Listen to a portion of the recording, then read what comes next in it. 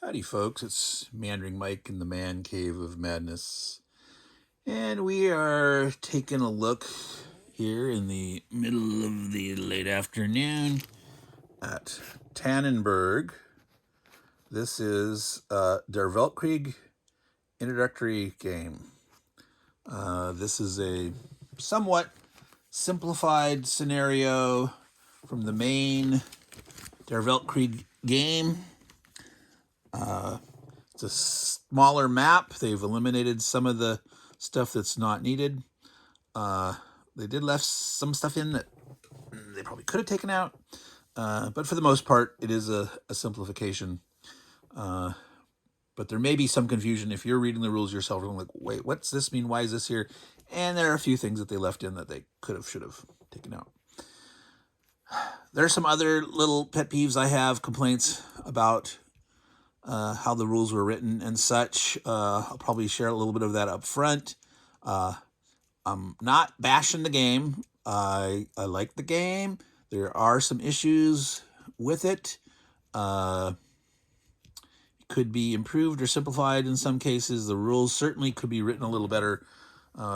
It seems like to me that maybe David Schroeder's first language is maybe German and English is the second language. That might not be true at all, but a lot of the rules I found are written in a style that seems like the choice of grammar, passive voice, just awkward wordings.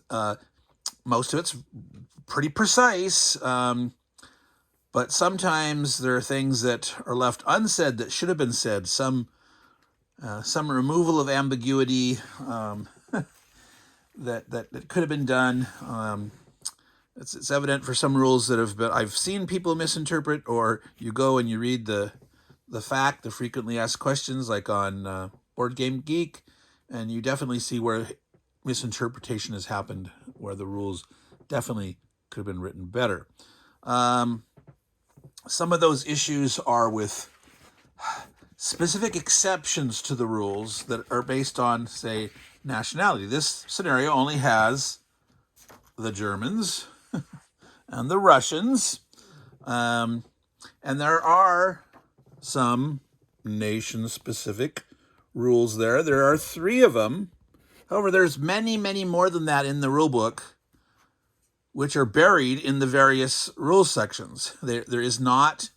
They didn't compile them all here in nation-specific rules. There's not a player's aid, which I'll probably compile one, I guess. So there are a number of those scattered throughout. I will try to remember to mention them as we come to them. Let's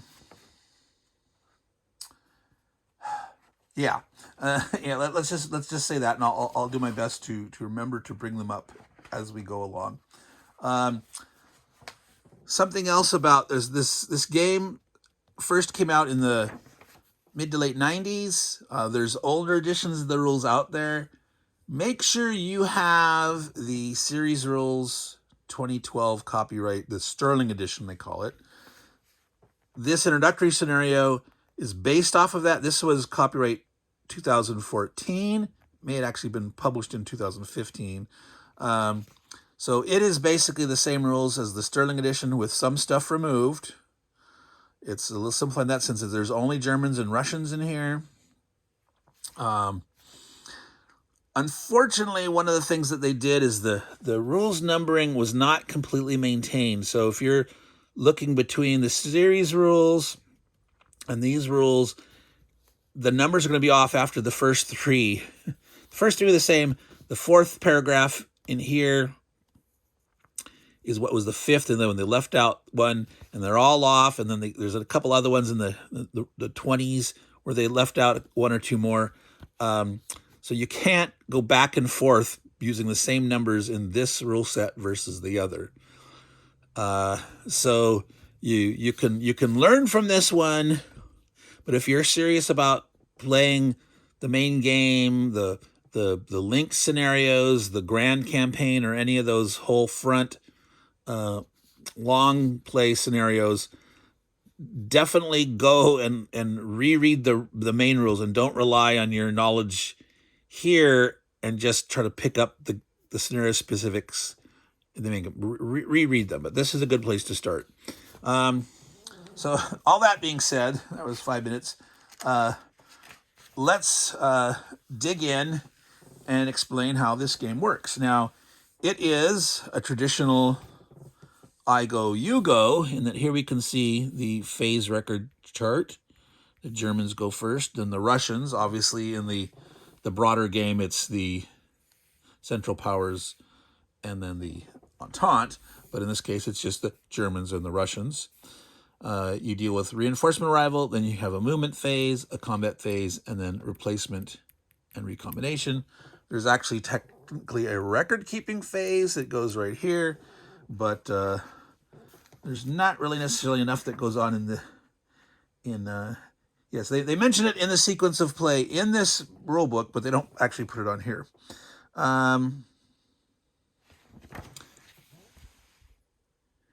There is at least one or two rules in here where it's not clear exactly when it happens in the sequence of play, when you determine certain things. So you have to sort of figure that out for yourself. But let's continue. So here is the reinforcement track. Gonna zoom in over here. Now notice something strange here. No, it's not cut off. This is the first turn. It says August, turn 3. Yes, it begins on August, turn 3, 4. There are 9 turns total. The last turn is September, turn 4. What's going on, you might ask? Well, in the bigger, broader game, in the large campaigns, the fronts, the grand campaign, each month has 7 turns. 7.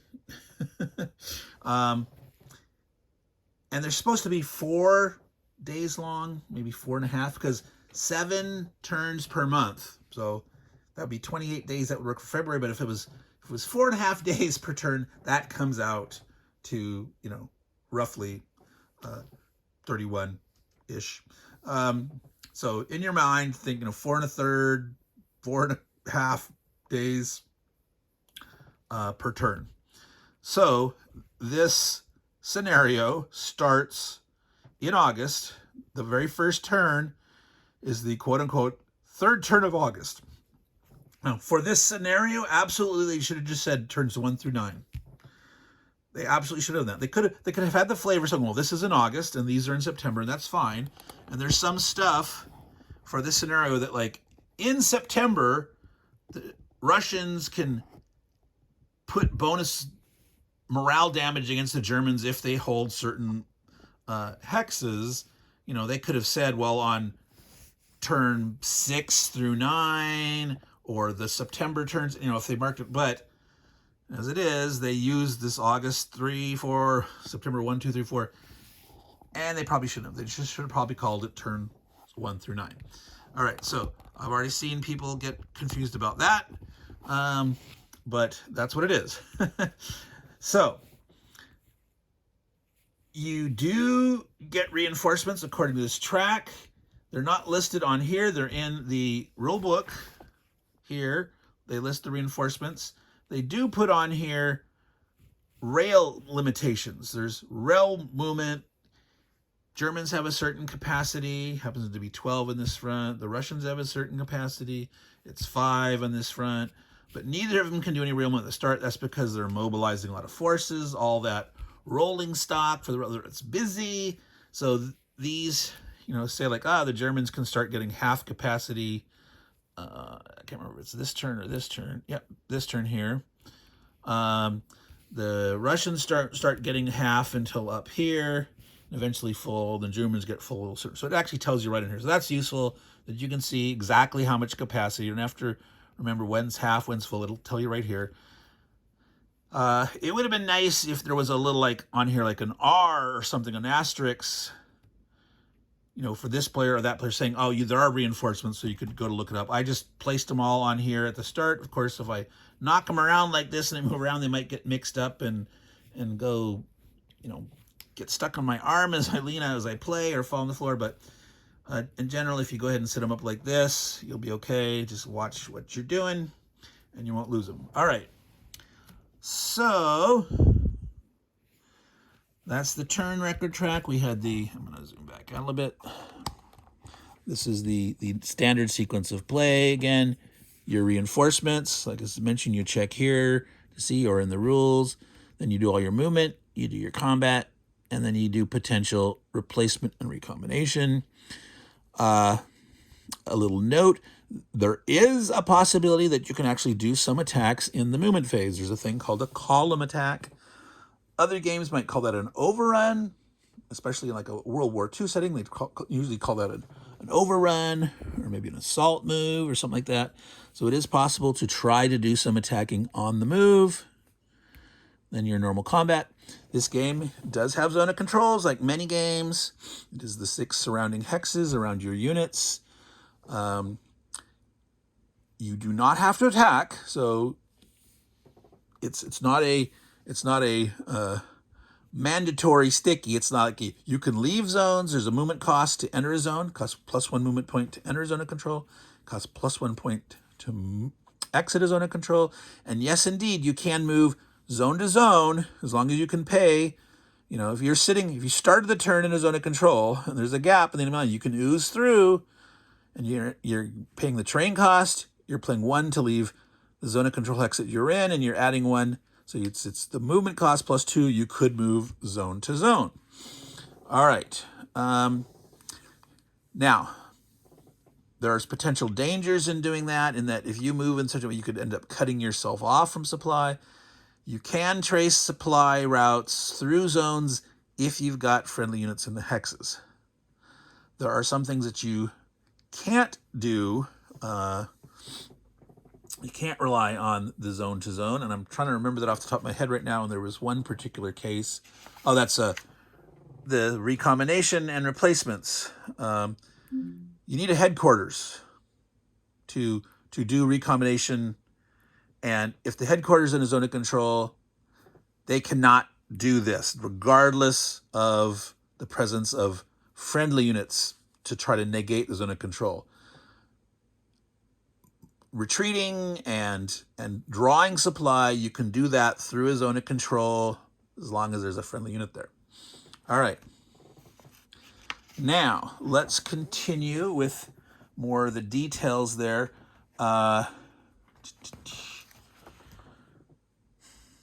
Sequence of play. So ground movement. Let me zoom in, and so we can look at some of these units here. All right, so here's a Russian unit. It's a division. You can see the 2 X's. The 2 values, the first one is the combat strength. The second one is the movement allowance. All right. You can flip the guy over, and you can see that units can be damaged. Besides flipping over, there's also strength point loss markers. You can use -1s. You can use halves. You can use multiple of these guys. The rule is, though, if you have a stack and you have a strength reduction marker, it applies to everything below it. So if the hex looked like that, this -1 is applied to both units. So this guy here would be reduced from a 3 to a 2, and this guy would be at a 3. Now, notice that he could be flipped over and be a 3. You don't have to do it in any particular way. There is a special rule about reducing units and this backside. I'll get to that a little bit more when we talk about combat losses. But if you want to look at a stack and evaluate it and figure out what is the strength, you got to know that a marker applies to all the guys beneath it. So if he is supposed to be full strength, you would have to do this. Okay, that stacking says this guy's a full strength 4. He's not flipped over. He doesn't have any penalty. This bin has been flipped over and has another -1. So he's 2 strength. He's 4 strength. All right. That is how you evaluate the numbers on the counters. That's how you represent. Oops, sorry about that. Bump in the camera. Now, we're next to a little fortress here. What's going on there? Well, fortresses are defensive only. That's their strength. In the parenthesis, defense only. We can look at a headquarters unit over here. I'm going to bring him closer so you can see him. That's the German Army headquarters, the 8th Army. The Germans only have one. It is a pain that they only have one. Makes it difficult for them.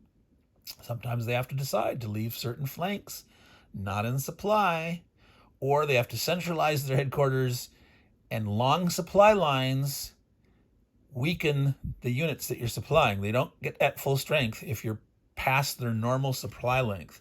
But what I'm saying is there's a 1 strength there. That defensive strength of the headquarters only applies if they're alone. If they're with another unit, they don't add this 1, but if they're by themselves, they do have a 1 strength. You do not want your headquarters to be attacked. If it's eliminated, there's no replacing it. You lose something ugly like 10 or 15 demoralization points, which is quite egregious. Let's see. Yes, each army headquarters 10 demoralization points. So be very careful with your headquarters. The Russians start with 2. They start, I believe, let's see, let me tilt this down here. I'm going to zoom out to medium. All right. I believe the Russian 2nd Army is here. The Russian 1st Army is way up there at Kovno. All right. Can you see that where I'm pointing? All right. So little tangent here, a little diversion, distraction to talk about the history. This game, Tannenberg, the scenario is the Russians are trying to attack into Germany to get the Germans to react, to pull units off the Western Front, to relieve pressure off the French. So the Russian plan is to charge in with their 2 armies and head towards Königsberg. All right, that's weird. These little arrows, and that's plastic stuff I use from a Risk game. I'm just using them to show certain things I'm going to talk about. But Königsberg is where they're headed. These arrow markers are showing the normal places that it's going to move to on the way to Königsberg, where basically the Russians have some special rules in the first 3 turns where they have to move their infantry towards Königsberg by the shortest by movement point cost, ignoring enemy units in zone of control. They can't trace a path through fortresses, but basically they got to move towards these arrows to move towards there with their infantry. And the Germans, they had intercepted the telegraph communications about this plan. They know about it. And so the German response, that's the whole thing about this game, is how do you respond to knowing what the Russians are going to do? How do the Germans take advantage of that? If you know about the history, you'll know about their plan. If you don't, you might try something, and you might be surprised how effective or ineffective your decision to do something are. That's part of the fun about this game. I am going to talk about those options. So at a certain point, if you don't want to know, I'll give you a little spoiler warning, and maybe you'll decide not to listen, but we'll talk about that later.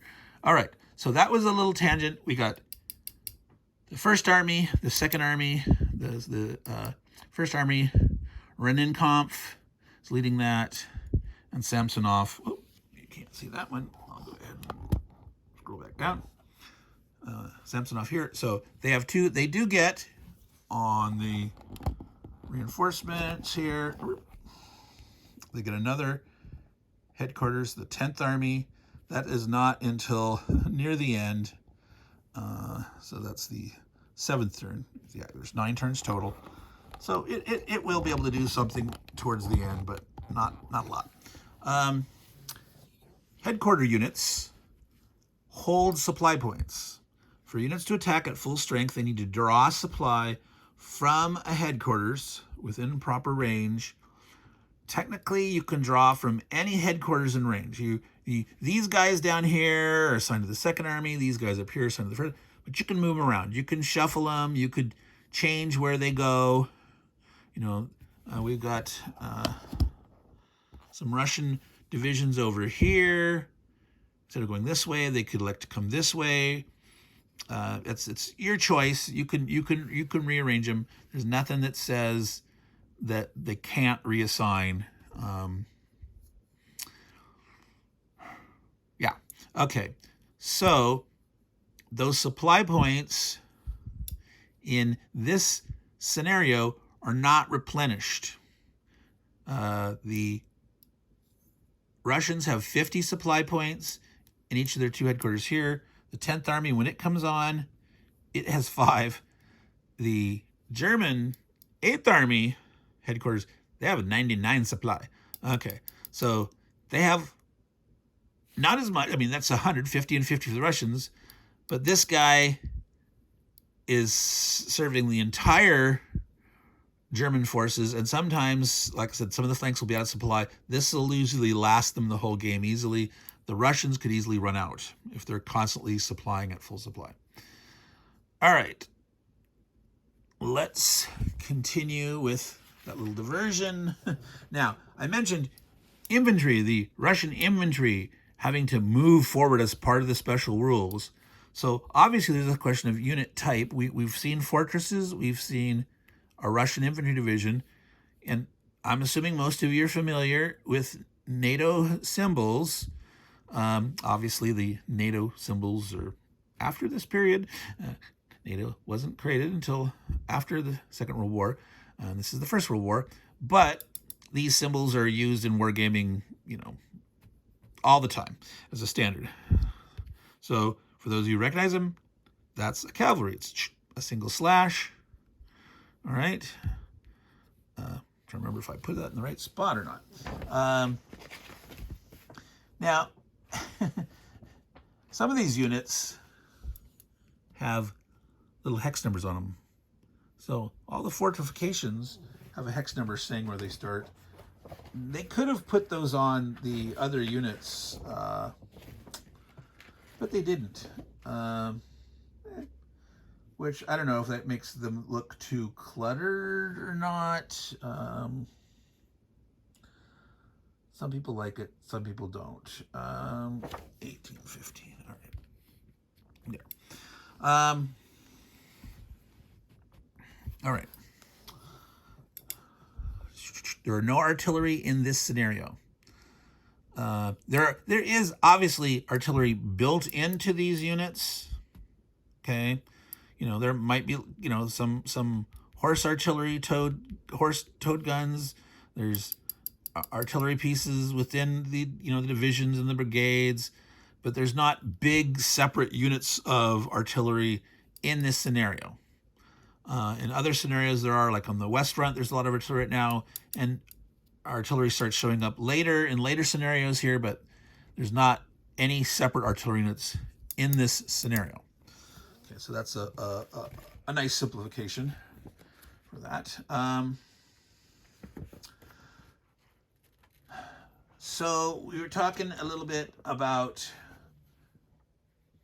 the movement and zone of controls. I'd mentioned you have to pay 1 movement point when you enter zone of control. You don't have to stop. Like in some games when you enter zone of control, you stop. In this you don't. As long as you have the movement point to enter the hex, you could potentially keep going. You could enter a zone of control this way and then leave that way. Like if there was a big gap between the lines, you could potentially sort of penetrate through if you had enough movement points. Notice that cavalry have a 6 movement. Also do note, while some German infantry have a 4 strength, the big German divisions all have a 5. Or not movement, the 5 movement. The strength, that's a typical German division, 8 strength. These are reserve divisions. They're only at 5 strength, but they have a 5 movement. Okay, so the German divisions are, better trained, more mobile. They can move 5, while all the Russian infantry only have a 4 movement allowance. Cavalry on both sides have 6. I'm not sure if there are some special cavalry in the Grand Campaign or some of these scenarios that have 7. I'm not certain. In general, the German cavalry divisions have a 2 strength, and Russian cavalry, as we saw, have a 1 strength. These are actually Cossacks. Okay. Stacking. Stacking limit is 6. 6 divisions. This big stack right here, loaded. Whoops, I'm knocking them all over. This is a real thing in this game. Knocking over units. These are unfortunately glossy counters on a glossy map. These units are a little thinner than I'd like, and it can be a real nightmare with these slipping and sliding around. I'll tell you, I'll try not to swear too much when that happens when I'm filming a playthrough, but it's a thing. 6 divisions. For brigades count 2 brigades equal a division. And if you have a fraction, that counts. So like if you had 1 brigade, that would count against 1 of your capacity in the hex of divisions. 2 would be 1, and then if you had 3 divisions, that would count as 2, etc. All right. It does not matter if they're weakened and damaged. If the division is still in existence, that counts against the stacking limit. These happen to be 20-kilometer hexes, by the way. Terrain. Now, I don't know how many of you have noticed that something looks a little odd about this map. Most games, virtually every game out there, has terrain in the hex, centered in the hex, or covering the whole hex. This is pretty simple here, clear terrain. What's this here? There's this triangle. What's this here? That happens to be swamp. This happens to be broken terrain. Here, there's broken terrain, there's woods, and there's swamp. So each hexagon, 6 sides, hex means 6 in the Latin. So you got to think of each hexagon as 6 equilateral triangles that face off against the hex side. So they draw the terrain up to the middle point. Sometimes they leave a little gap. So this hex side is broken. You can see broken terrain here, broken terrain here. There should always be, on any hex side, the same terrain on both sides. There's not, there's an error in the map. Now there could be a stream down the middle. Here's swamp, here's swamp. So that's a swamp hex side and a river hex side. Now, what does that mean? Like, oh my God, what does that mean? Meandering Mike, what does it mean? If you have a unit here and they're moving here, you are crossing a swamp hex side. You pay the swamp cost plus the additional of the river. Okay. A unit sitting back here, when he moves from here to here, he is crossing clear. So even though there's swamp over here, entering this hex, it's just clear terrain. And if you're to keep moving, you would now be crossing the swamp. Okay, that's very important to learn. You've got to learn to look at these hexes and have your eye go in and focus and look at the little channels of clear terrain. Yeah, you can move through like this on the clear terrain. Now, once you move here, if you wanted to move this way, you're crossing broken. If you want to move that way, you're crossing swamp. But you can move right through this stuff along here as if it's clear. And you just have to always pay attention. What am I crossing? And figure out the movement cost. Now, one of those pet peeves that I sort of mentioned and I didn't get to, and I've mentioned it in other games. Train key. I wrote in the movement costs and the combat effects on this. You normally have to go to the back page of the rulebook here. I'm going to zoom out. There's the train effects chart. It lists the name, the movement cost, the combat effect, the attacker penalty, and the potential defender counterattack bonus. That's what those two numbers are. So over here, zooming back in, if you are attacking into the broken terrain, the attacker will get a -1 on his die roll. The defender, when he counterattacks back, will get no bonus. If you attack into the woods as an attacker, you will have a -2 penalty. And the defender, when he counterattacks back, will have a +1. All right, down here, there's river, -2 to attack across a river, +1. Yes, if you attack across a river from woods to woods, your wood hex side that's also a river hex side, you will have -4 on your attack die, and the defender would get a +2 on his counterattack roll. Now that's the most you can adjust a die roll, is by 4 plus or minus. Okay, now you train effects chart here. You're rolling a die 6. You can't get lower than a -1 or higher than a 8. So even if you have -4 and you roll a 1, it doesn't go down to -3. It only goes down to -1. Okay, which you see here, there's a lot of zeros. Well, yeah, you can get to 10 strength points. Oop, that's right out of your vision there. So 10 strength points, even at a -1, will still do 1 damage. So even if you have a -4, as long as you have 10 strength points, net strength points or more, that's after adjusting for like supply. And there's some terrain that halves you. For example, attacking across a major river halves you instead of giving you a minus. But this is a spot that's important to know that no matter how much penalty, with a 10 strength point, you can do a minimum of 1 damage. You have to have up to 28 strength points before you do a minimum of 2 damage. 28. That's rough. That's rough. But 10s, you can always do at least a minimum of 1 damage. All right, something to remember.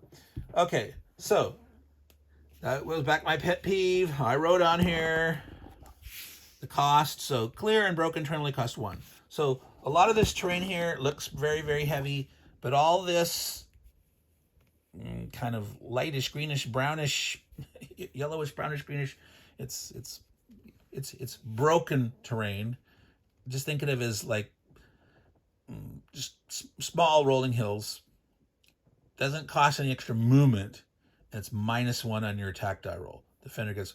So a lot of times you're going to be fighting in that broken terrain, but it doesn't slow you down. So maneuvering around here through the clear and or the broken only costs 1 movement points. Woods is 2, swamp is 3, costs 1 additional to cross a river, costs 3 additional to cross a major river. These things here, 3 additional to cross it.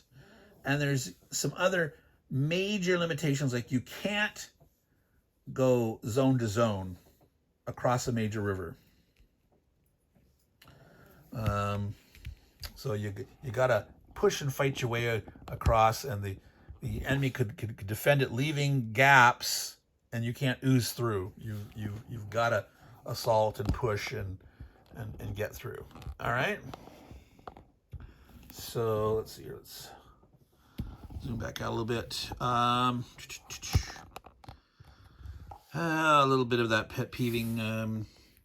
Urban. The only urban on this map is in the middle of Warsaw. It's as big, well, there's actually urban hex sides. It's all 3 of those hexes there have the urban. See that little surrounding thing there?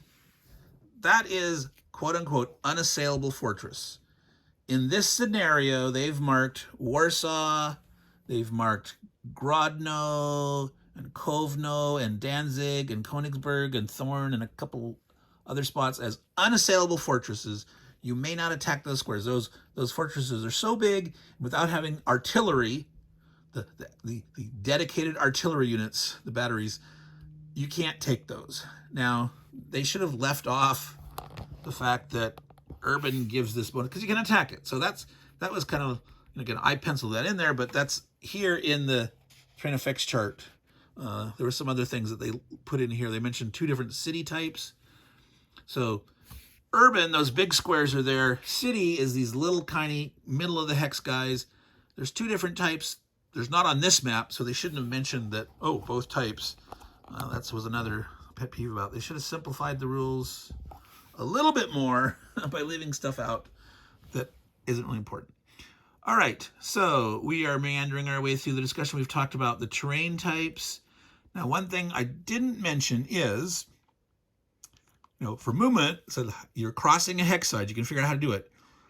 How do you determine what terrain is defending in if multiple stacks are attacking a defensive hex? Because they could be saying, well, what's in front of me? What kind of hex site is it? And some it might be broken, one it might be woods, the other one it might be clear. Well, the way it works is, if you are attacking a hex, the defender gets to choose the terrain in the hex with a slight limitation. Look at which hex sides the attacker is attacking from. He can choose any of those hex sides and extend to adjacent ones. Okay? So what that means is, I'm going to take this here. I'm going to put this guy here, and we're going to ignore right now the fact that a cavalry can retreat before combat if not attacked by other cavalry. If it's just being attacked by infantry, they can retreat before combat. If this German division is attacking from here to here, this hex side is clear. You could also look at the 2 adjacent hex sides. Those are also clear. So this guy attacking here, this guy would have to defend in the clear. If, let's say, these 2 units, this brigade was joining that division, they were attacking this infantry. Here are the 2 hex sides. They're both clear, but look at the adjacent ones. That's clear, and that's clear. It's still only clear. Add in one more. Now, if all 3 of those guys were attacking, clear, clear, clear, but adjacent to here is a broken, this guy could use the broken defense. Now, it's much simpler if this guy was here and he was here. Now we know he is attacking across the broken. Well, technically, he gets to choose, and he could say, I want to defend and clear. That doesn't make sense. Like, I want you to kill me. No. He would choose the broken to give the penalty of -1. All right. That goes there. Let me do this without. There. He goes back to 1815. All right. So that's this mystical, magical, weird, triangular terrain that when I first looked at the maps for this game, I says, what the heck is that? My eyes were swimming. I don't understand it. I wasn't used to it. Over time, I saw this game more and more. I saw it being played. Especially check out Christopher Press channel, Nanguea. Lots and lots of videos on it. And it's like, I came to really like it. I enjoy it, the details. And in my eyes, I can shift up and down, high level, low level. It's like seeing the forest for the trees, the forest, back and forth. It's like I can see the detail. I can look at a higher picture, and I enjoy it. I find it nice. Some people still think, if they rounded more of these corners, if they weren't so much triangularness and they smoothed it a little bit, I think this is a kind of cool system. But yeah, it's definitely not for everybody, and some people just totally bounce off and will never get used to it. All right, let's keep going here. We're almost up to 40 minutes. We've covered actually quite a bit. Movement and the zones of control, deciding the combat modifiers. Do note river lines. If you're attacking across the river, all the attackers have to be attacking across the river to get that penalty.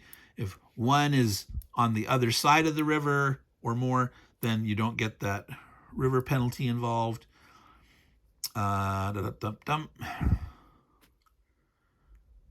Fortresses, other than the unassailable fortresses, which you can attack, these other fortresses, they're just like defensive-only units.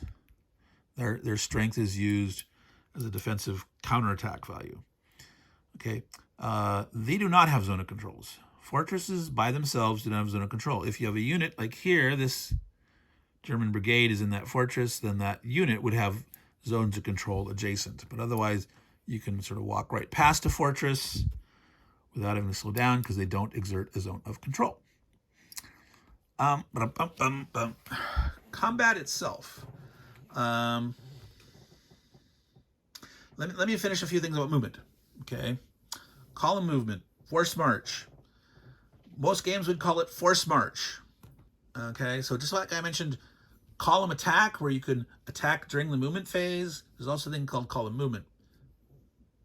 If your infantry or cavalry do not start in a zone, never enter a zone, you can move 50% more on your movement allowance. So yeah, say Cossack unit, if he doesn't enter the zone, didn't start in one, he could move 9 movement points.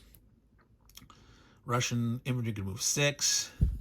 The big German divisions that have the nice 5 movement, they could move 7. You would round down. You could move 7.5. There's nothing. These are not roads. These are railroads. There's nothing that like says, oh, it costs a half movement point to move along a road or anything like that. We're going to talk about rail movement next.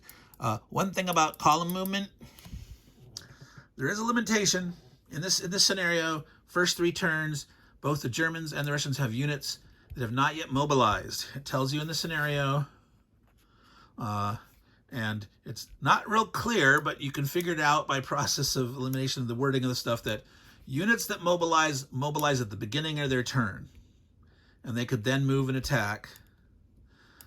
But until it says they're mobilized, they can't move or attack. If they get attacked by the enemy, they will instantly mobilize. The Russians, this is one of those little pet peeves of mine. Nation-specific rules are in a section here that they don't list all of them. There's a bunch of nation-specific exceptions scattered throughout the whole rules. And one of them, for example, is the Russians. When they mobilize, they can move that turn, but they can't use column movement. They can't use the force marching. All right. Let's talk about railroad movement. Okay, there are dashed lines. There's the solid line, single track rail line, double track rail line. Some places these are just referred to as rail line. Some places they're referred to double track. On the terrain key here on the map, it says double track. On the back here, they just say single track and just rail line. They don't mention double track here. In the rule book itself, they're inconsistent. Like 1 or 2 places they call it a double rail line. The other thing they just talk generically about rail lines. So it can be confusing. And one of the more confusing things I'll mention in a minute that a lot of people have misplayed, and there is a clarification in the FAQ and the frequently asked questions on Board Game Geek. Now, in this scenario, the Germans have a rail capacity of 12. But as we mentioned at the start they don't get full rail capacity until certain turns. The Russians have a rail capacity of 5 normally. Again, they don't get their half capacity and full capacity until much later. That's in a number of divisions. Each division that you move counts against that capacity, and fractional brigades. A headquarter unit counts as a division. The supply points, moving supply points around, every 10 supply points counts as 1 against rail capacity. However, the headquarters can take with it its 10 supply points for free. So it's the headquarters and up to 10 counts 1 against capacity. And so then the next 10 would be another capacitor. So these Russian dudes that with 50 supply points, the headquarters with 50 supply points, I think he's buried under here. Yeah, there he is. That would count as 5 total. the first 10 points and the headquarters would count as 1. The additional 40 would count as 4 more. That would be his entire thing. So until the Russians can actually move their full capacity, they can't move their army headquarters by rail. The German potentially could move theirs. The German actually has, though, starts with 99 supply points. And so when they have 6 rail capacity, they're half capacity, they couldn't move them unless they'd spent a bunch. All right. Moving by rail, the way it works is you have to move onto or start on a rail hex, an operative rail hex in your home country. If an enemy unit has occupied your rail square, they make it inoperative. They've assumed to have cut the rail line. So be careful about letting them penetrate too deep into your rail network, or you're in trouble. You can entrain. You can jump on the train. Costs 1 of your movement points. Okay. Now, normally you cannot enter a zone of control. You cannot start in a zone of control. Of course, this is a game of exceptions, like I mentioned. The Germans can actually entrain in a zone of control. Okay, that's a special rule for the Germans. Can entrain in a zone of control. There might be another nation, the British in the main game. I can't remember which. I believe they can also do that. Okay, so the German has an advantage here. They can entrain in a zone of control. And then they leave the zone of control, chugga, chugga, chugga. And normally you pay 1 movement point to leave a zone of control. Well, a German entraining in a zone of control, paying the 1 to entrain and then moving out, they don't have to pay for the zone exiting and the entraining. It's just 1 point. Again, another weird sort of exceptional rule that, exceptional. It's not exceptional. It's an exception. I don't consider that an exceptional rule.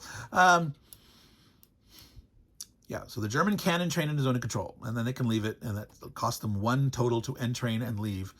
Now, once you've entrained infantry, every 10 railroad hexes count as 1 movement point, and it's like 1/10 cost. So that's kind of like a road thing, but it's not. It's a railroad thing. You have to have entrained. You have to have spent your 1. Or you could have been entrained from the previous term and not detrained. You could sit around on the rail. You can move 10 hexes. If when you're detrained, you can do it at any time, but you lose any fraction. So if you are on a rail line, you entrain and say move 7 hexes, that's 7/10 of a movement point. So you've spent 1 to entrain, 7/10, and you detrain. You've now spent 2 full movement points. You don't count the fraction. You have to, so even if you railroaded 2, it was only 2/10, you would lose the fraction, and then you can move on from there. Now,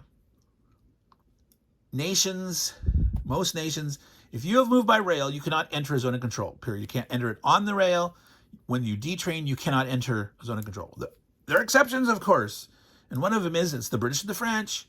Once they detrain, they could then move into a zone of control overland. Okay? Now there's another magical exception that the Germans, only against the Russians, can actually rail right up into a Russian zone of control and detrain there. Yes, the Germans, who can entrain in a zone of control and then move around, and then they can actually enter a Russian zone of control and detrain right there. The Germans are the one that can do that, and they can only do it against the Russians. They can't do that against the French. They can't do that against the British. I think Caladay might have been playing that wrong. I think he may have been having the Germans actually entrain. Now, maybe in the original rules that he was playing back from the late 1990s, maybe they allowed the Germans to do that, but they can't in the current versions. They can only detrain, move into and detrain directly in a Russian zone of control. All right, exceptions, like I said, and none of those exceptions are listed in the rule section that's national, what do they call it? Nation-specific rules. Nation-specific rules do not mention those differences. Go figure. Okay, so that's rail movement. Now, we're not done yet. So we have a capacity, 12 and 5, and maybe it's halved at 6 or 0 or 0 or 2, depending on this scenario. In general, it's 12. Now, in the main game, they like the ground campaign, the Germans have 20 in total, which is split up between the fronts. But right now, this scenario, they have 12 capacity. The Russians have 5. Single track rail lines. Only one division can move along a single track rail line by rail. What? Why is that? Well, literally, a single track rail line means a train going down this way, nothing can come back because they'd bump heads. So they'd have to get all the way to the destination, go back to get out of the way for something else to come the other way. Now, technically, you could have this guy going and this guy behind him. And technically, this guy could, on these single track rails, there's no way to turn around except at junctions in cities or something like that. I don't know. There's probably some turnarounds in some of these places, but the way the rule is implemented is single track rail. Only one division or divisional equivalent can move on it in a turn. Exception time, the Germans, too. Their single track rail lines, and again, not interchangeable. The Germans can't go steaming down through here. These are different gauge trains. In the longer campaigns, the campaign game, the grand campaign, the link scenarios, you can repair enemy rail lines to convert them to your gauge, but in this scenario you can't. You can only rail within your home country. Germans can move two along. They're efficient enough. They know how to do sort of what I was talking about. It was like two guys going up, the back guy turns around and somehow gets back, and then the guy can go back the direction, whatever. So they know what they're doing. They can move two. Now, so what is the capacity limit on these double rail track lines? Well, double, right? If that's one, it would be two here, and if that was two, that would be four here. Wrong. That's what a lot of people assume. But nowhere in the rules does it say there's any capacity limit on the normal double rail track line. It's your entire capacity. The Germans could move 12 divisions along their rail with their whole 12 capacity. That's because there's tracks going both ways, and this guy could go this way, this guy could be going this way. The trains can go back and forth. They easily turn around, don't have to wait for the other guys to go. So in the FAQ, in the fact, the frequently asked questions on Board Game Geek, it explains that there is no limit. It is unlimited for a double rail track. And that's absolutely something that they should put it in the rules. The words single and double, and this is limited to this, so wouldn't the double be double? No, it's not. Doesn't work that way. As I explained the reasons why, but avoid ambiguity. Add one extra sentence to explain that and avoid all that grief. So, 52 minutes. We're at 52 minutes. We need to get to how to actually resolve combat. We're 90% of the way there, folks. So, that's all that great movement stuff. We have rail movement, we have normal ground movement, you have column movement, you have zones of controls. Well, you got to be next to the enemy to attack them. You've got stacks, they've got stacks. You only attack one a stack at a time. You can't have one guy attack two different stacks, but you can have one or two or three. How many you have adjacent can attack a stack? Now, every guy in the stack, in the defense, is participating. They are all there. You attack them together. You don't say, I'm going to attack just that one or something like that. They don't all have to be supplied. Supply points allow guys to defend at full strength. It is optional. There's lots of statements in here where they use the word must, and they don't mean must as in you must supply their units. What they mean is to be at full strength, you must supply your units, but not that you must supply them. There's even one sentence that's something like, to be supplied, you must use the rules of supply. Well, duh, what rules would I be using? It's like bad wording. That's why I think, is this really English as the first language? I don't know. It's optional to supply units. You can supply some and others. It's on a strength point by strength point basis. I'm going to tilt. All right, so up here, there's a little tiny box that says, for every 4 attacking infantry strength, you need 1 supply point. So you spend a supply point, that supplies 4 attackers. On defense, you need 1 strength point per 2 infantry. Now, I only mentioned infantry. That's because cavalry are always considered in supply in this game. Cavalry always get to use their full strength, period, for free.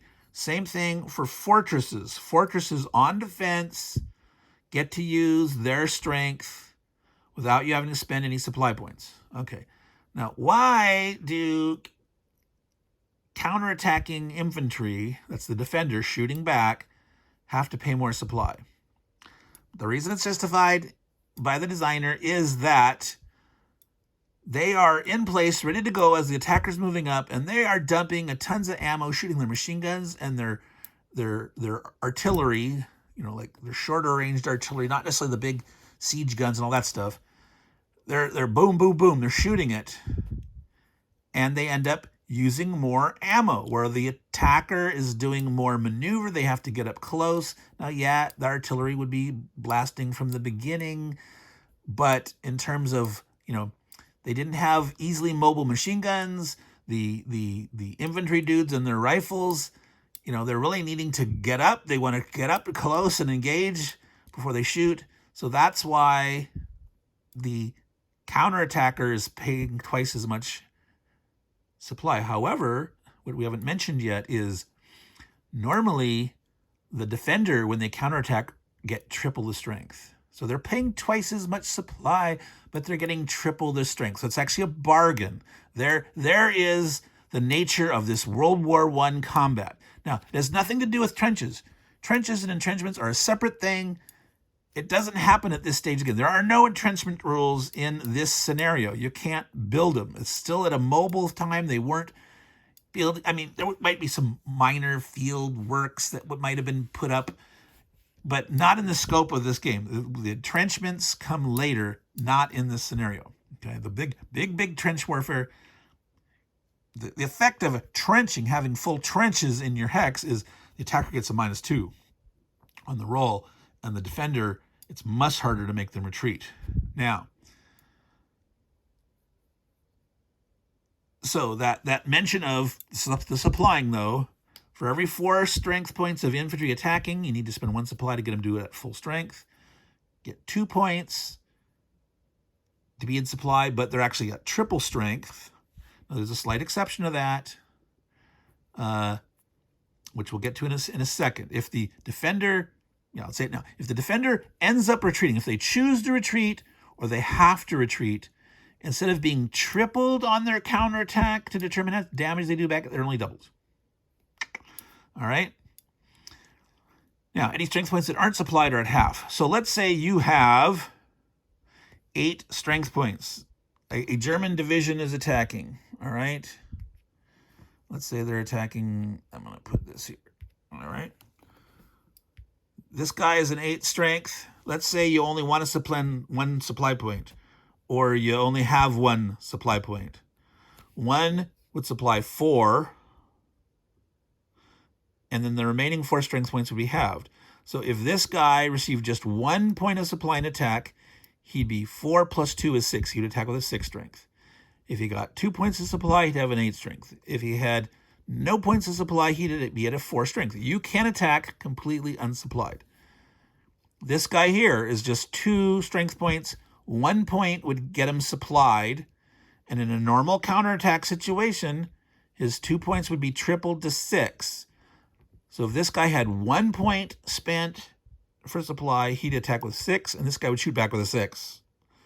All right? So even though this guy is 4 times as big, if they each just spent 1 supply point, this guy would be shooting back with a 6. He'd be shooting with a 6. All right? 1 point is full for him. He could be shooting at an 8 versus a 6.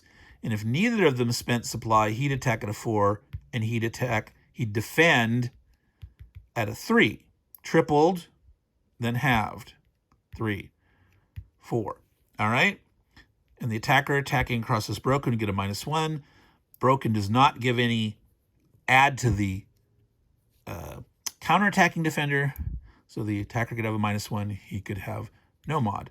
Whereas like Forest, the attacker gets a -2 and the counterattacker gets a +1. All right, so I mentioned that if the defender is going to end up retreating or chooses to retreat, this guy rolls first. The nothing is subtracted until you're ready to subtract both guys' points, but the attacker rolls first. So let's say he is just supplying 1 point. He's attacking with a 6 strength. we look over here at the chart. I'm going to zoom in a little more. Here's the 6 column. That would be at half strength. 8 would be up here. The attacker is getting a -1 because of that broken terrain. So on 6, subtracting 1, it's going from the 0 to the 5 column. So 1, 2, 3, 4. He would have 4/6 chance of doing 1 damage and 2/6 chance. So basically a 1/3, 2/3 of doing 1 or no damage. If he was attacking at 8, remember we talked about 10 being this magic thing. If you have a -2, no matter, or -2 or more, you can always do minimum 1. 8 is the first place that if you have a -1, you'll do a minimum 1. So 8's a magic number for attacking in the broken terrain. That even if you roll a 1, you'll still do 1 damage. Whereas if you didn't supply everybody, in that case, he's only attacking with 6, attacking the broken terrain on a 1 or 2, they would miss.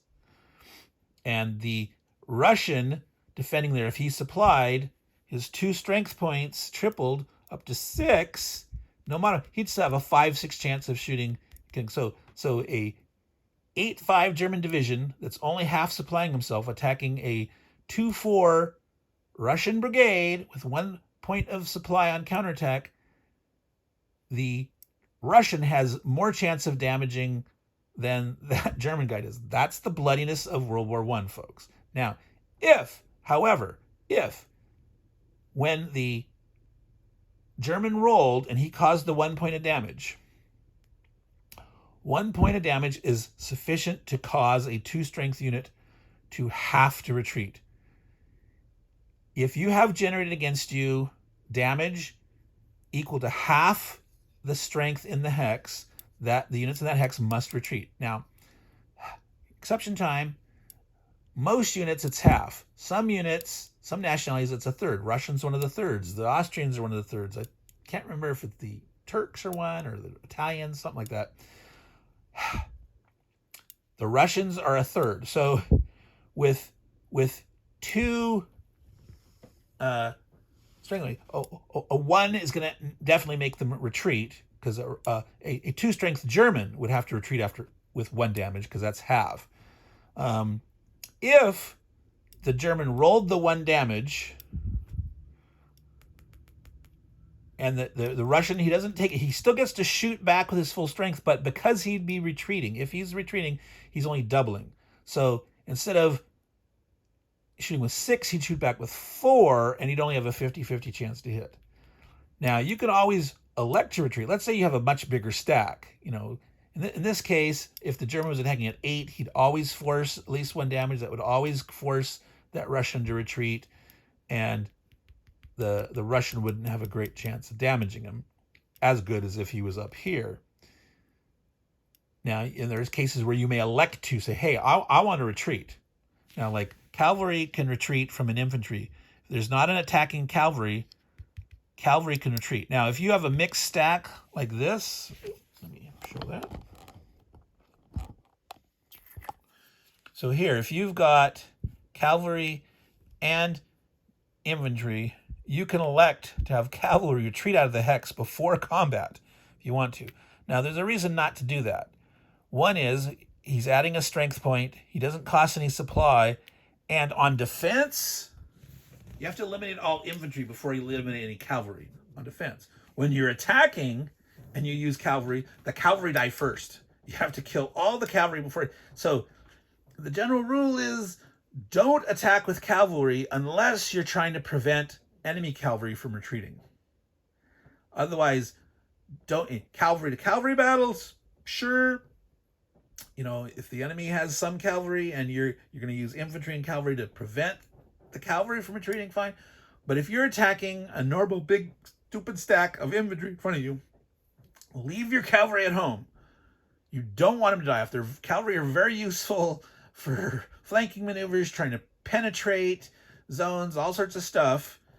But don't use them for assaults. They'll just die. All right. So back to this scenario where we're talking here. So let's actually roll it out. We only supplied 1 point. So he's attacking with a 6 instead of an 8. We looked over here at the chart. 6 minus 1 because of the broken. So we're going to roll the die. See what we get. 1. So 1 is 0. He did 0 damage. So this infantry isn't going to have to retreat. He wouldn't elect to retreat. And he gets to shoot back. We're now, there was a headquarters nowhere near, so normally he wouldn't have been able to pay for this. But we were, for the example, let's say he had the supply. So his that 2 strength points is at full strength. The 2 is tripled to a 6. All right. So there we are over there looking at the 6. We're not getting any add to the die roll. If we did, we could potentially do some, like if they were attacking us in the forest, bang, we could maybe hit them for 2. But we're going to roll the die. As long as we don't roll a 1. 2. You can't see that there, but there's a 2. So he did enough. If he hadn't supplied the guy, that would have been 2 tripled but halved, and it would have been 3, and it would have missed. A 2 would have missed. On a 3 strength points, you have to roll a 6. Net 4 strength points is a 4, 5, 6. 4 is a sweet spot. 3 sucks. 4 is a sweet spot. 4, 5, 6, they all keep going up. 7, and then the magic of, 7 will automatically, let me show you. Here. So starting with 3, that only hits on a 6 if you have no modifier. 4, 5, 6, well, that's not bad. 4 is a nice jump, and then increases by 1, increases by 1, increases by 1, and then here it gets to the point where if you had a -1, you need to get up to 10, where a -2 will cause an automatic 1. But like if you're attacking in the woods, 10's an important spot. 8's good for broken terrain. 7's great in the clear. You'll automatically do at least 1, and you have still a decent chance to hit here. So even at 4, 50% chance of doing something. But at 3 and 2 are both only 1/6 chance. Now, if you're getting a bonus, the difference here between 2 and 3 is if you roll a net 8, you do 2 damage instead of 1. That doesn't happen very often. Like to getting a +2, they'd have to be attacking in the woods across a river if you're counterattacking with that little force or whatever. And of course, with the 1 strength point, you can't kill anybody. If you're attacking with the 1 strength point, you can't kill anybody. You can't get a plus when you're attacking, only when you're counterattacking. So this part of the chart, in my mind, does not work well. There's no pushing anyone back, no forcing a retreat unless you do damage in this game. You can't just push and shove and get someone to retreat. You have to do enough damage to make them retreat, or they can elect to retreat. But so in my mind, this needs to be reworked. There needs to be a different way to handle a chance. There needs to be like a little asterisk next to one of these mid-range numbers that says, if you roll this, there's then a 50-50 chance to make them retreat or something like that. I don't know. But there needs to be some way to do that. All right. So that explained combat, how to resolve it, how to figure out how to figure out if someone's going to have to retreat or not. You have to retreat. There is a priority. You got to move towards a headquarters as preference. You got to move into a zone of control with no enemy zone of control in a preference. If you have to enter a zone of control, there's got to be a friendly unit in that zone of control to sort of contest it. Now, it is possible to actually retreat into a hex with an enemy zone of control where you don't have a friendly unit. However, you have to do something amazingly stupid. If you have to retreat zone to zone where you don't have a friendly unit, after you retreat, you have to attack every single enemy unit that you remain next to as a column attack. In other words, it's an attack on the move while you're retreating, and because it's a column attack, you're halved. And you're going to be 90% of the time, you're just going to be totally destroyed.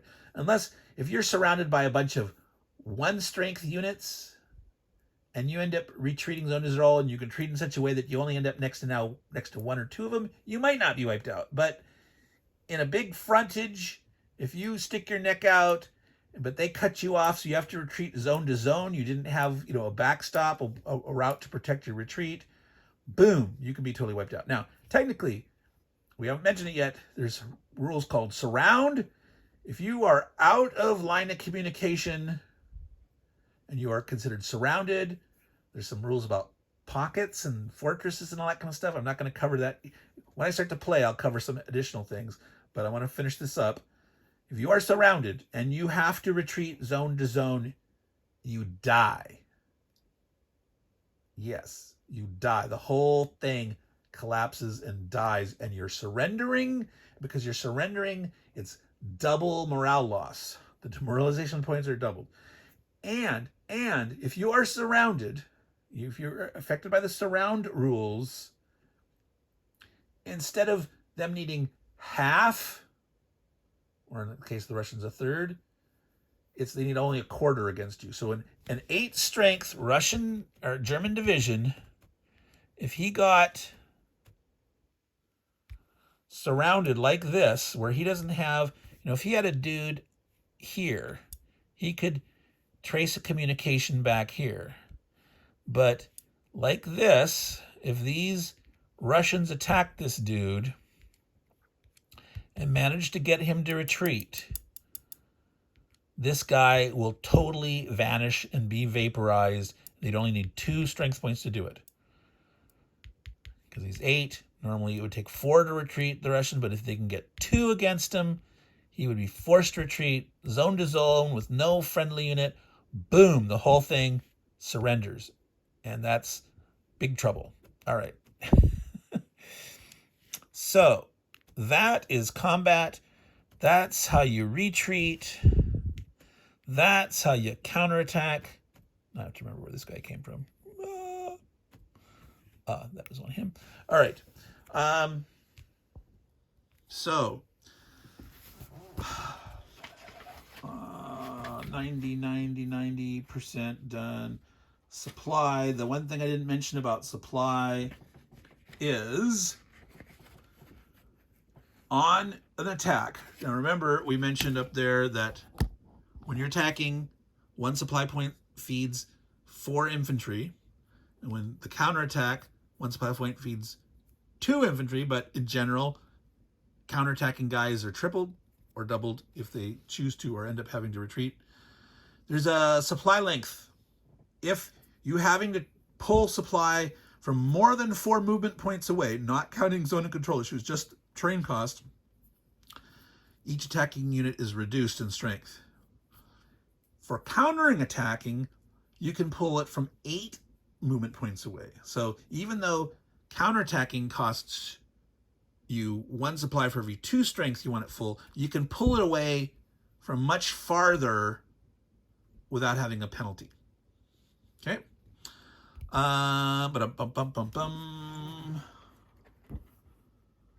Supply point, supply. Headquarters, we mentioned that headquarters are needed for the replacement and recombination. Basically, when you have units that are flipped over, some that are dead, some that are got the minus strengths and halves. If in a headquarters you've got units and the headquarters hasn't moved and the units haven't moved, at the end of that turn, you can make change basically, and you can say, hey, I'm going to beef this guy up, I'm going to take these points off here, and you can sort of make change between units of the same type. Okay, there's a little thing up in the corner. I don't think I focused on it. Let's see if we can get that to focus. See that little 8 up in the corner of the right?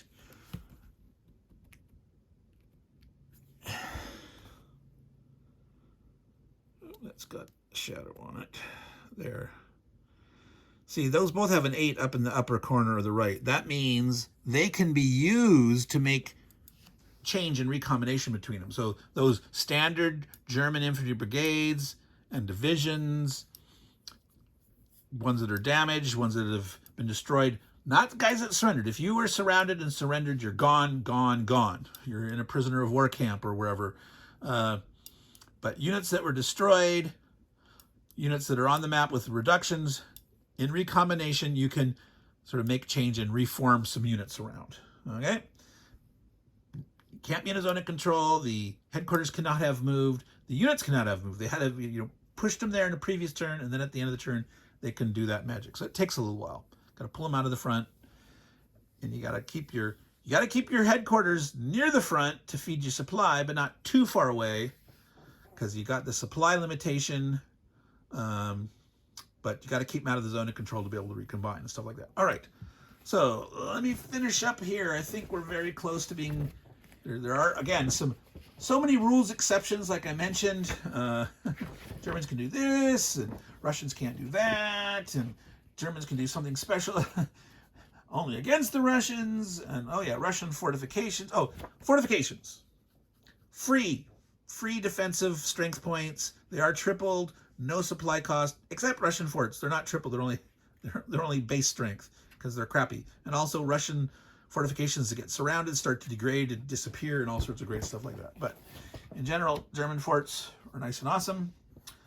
Supply, counterattack, advance after command. Okay, now taking losses. When you have strength point losses, you can assign them any way you want to against the units in the hex, in the defensive hex or the hex attack. However, units have that strength on the back. So like an 8 strength division has a 6 in the back. When you're assigning points, you cannot reduce any unit involved in the combat below its back printed strength until all units in the hex are at their back printed strength. Now, this does not say that you must flip them over to do your initial points. It's just that. So for example, this guy here could have a half strength marker on him, and he's at a 4. However, if you have 2 8-5s in the same square, you can't put a half on one of them. So he's at 4 and he's still at 8. No, because that's putting him below his back strength of 6. And you'd be reducing him below his back strength before. So if you took 4 points of damage with 2 8 strength divisions, the correct thing to do would be this: flip them both over. Or technically, you can use multiple strength penalty markers. You could put 2 -1s on the stack on the top, which is telling you both units under here are at a -2. So that puts him at a 6 and him at a 6. They're both at their back strength. You didn't violate the rules. You don't want to do this. This doesn't make sense because that's hard. The stack is difficult to manipulate. There's no reason in this case you wouldn't want to flip this over. But there are some weird situations where the combinations of halves or points and how many different units you have in the hex and how much damage someone had taken in previous ones or whatever. You can do any combination of reductions and flippings and all that stuff, as long as the rule is you cannot reduce a unit below its back strength until all units are reduced to their back strength. Okay? Normally that's going to be flipping over, but you don't have to. So that's a weird thing, but that's the way it is. All right. I'm trying to remember where this guy was. Was he in 11-11? I don't think so. We're going to put him there, and I'll figure it out. All right. So now I think I'm even closer to being done. Until I start playing, I'm not going to talk about the exact implementation of the steamroller rules, and I'll go back over these arrows. Next day or two, I'll actually start the playthrough. Demoralization points. You score demoralization points anytime you lose strength points. 1 for an infantry, 2 for a cavalry, 10 for your headquarters. You lose a city. If they capture a city, it's 15 points, but the Germans lose double. So if someone takes Bromberg or Elbing or Allenstein, that's 30 points. Now there's other cities, but they're in the fortresses, the unassailable fortresses. This over here, Bialystok, is the only Russian city not a fortress. Grodno, Kovno, Warsaw, those are unassailable fortresses. If you are surrendering, if you're surrounded and you surrendered, it's double. So those infantry points would be 2, cavalry points would be 4, So at 8-5, we mentioned this scenario, with 8-5 German infantry getting surrounded and having to retreat and surrendering, that would be 16 demoralization. Devastating, devastating. All right. We mentioned cavalry units can retreat before combat. We mentioned that before. Oh, advancing. If the defender retreats from the hex, you may advance. You must advance with units that took losses first. Once you've advanced with the units that have lost the most, you can then retreat with other dudes. So like if you took 2 points and you reduced 2 different guys 1, or maybe you flipped one guy over by 2, once he's advancing, the guy that was doing the brunt of the fighting is who's going to advance. So that can affect your choice of who do you want to put the damage on if you're wanting to advance. And then you can throw other guys in to the square. Now, technically, it does not say anywhere in here that if you eliminate everyone in the hex, that you can advance. Now, that's totally ridiculous in my mind.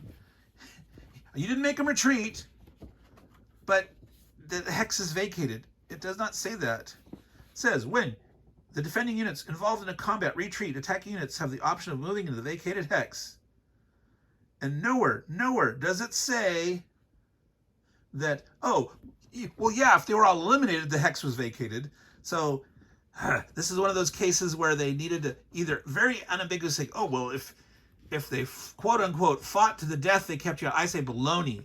If you had one little strength point in there and the enemy attacked you with 50 and they just blew you away, there's no way you wouldn't advance. So, yes, you can advance if the hex is vacated, period. If they retreated or you killed them, you can advance.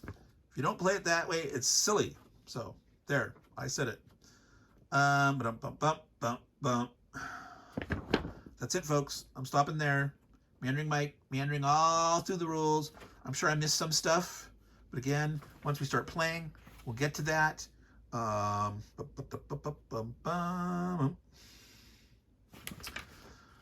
I will go over the exceptions for Germans and Russians. There's a number of them. I will make a cheat sheet, just like I want to that little chart that says how much supply you spend.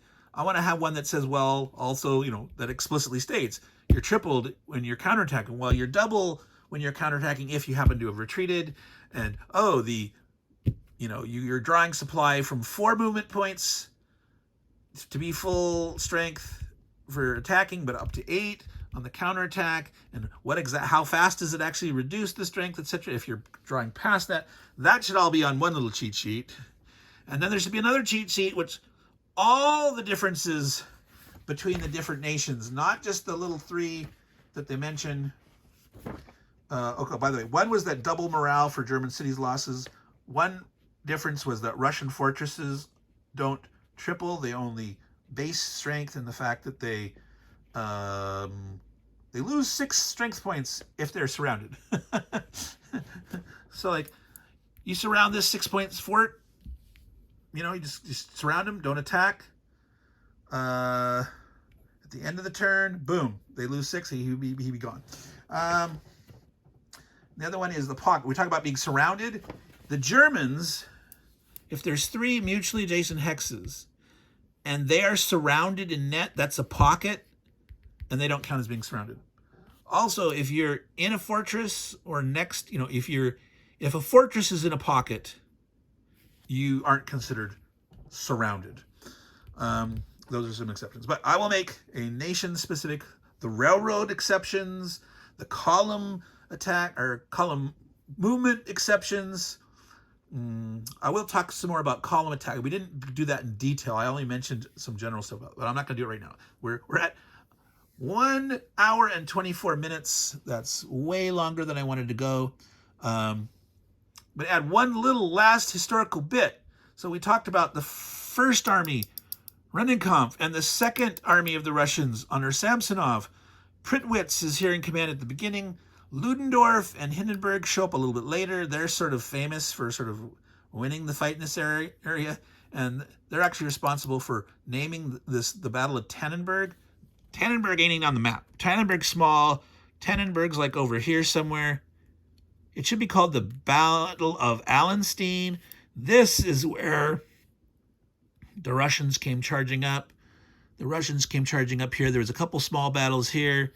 The Germans sort of let them in a little bit and just sort of held them off. But this is where the Russian Second Army got surrounded, destroyed big time as they were trying to go up to Allenstein. And Hindenburg said, no, we're going to call it the Battle of Tannenberg. Why? Back in 1410, the Germanic Teutonic Knights lost a big battle at Tannenberg. And so, to restore honor to the German Teutonic traditions, they called what would be the Battle of Tannenberg. It's propaganda, folks. It's nothing but propaganda. So they should be calling this the Battle of Allenstein. Anyway, Meandering Mike, Man Cave of Madness. We are done. Thank you to all you good folks out there watching and the patience. And if you watch to the end, bless you. Thank you for being such a supportive subscriber. If you like this kind of content, of course, subscribe, like, comment, all that great stuff. So to all you good folks out there, take care and ciao.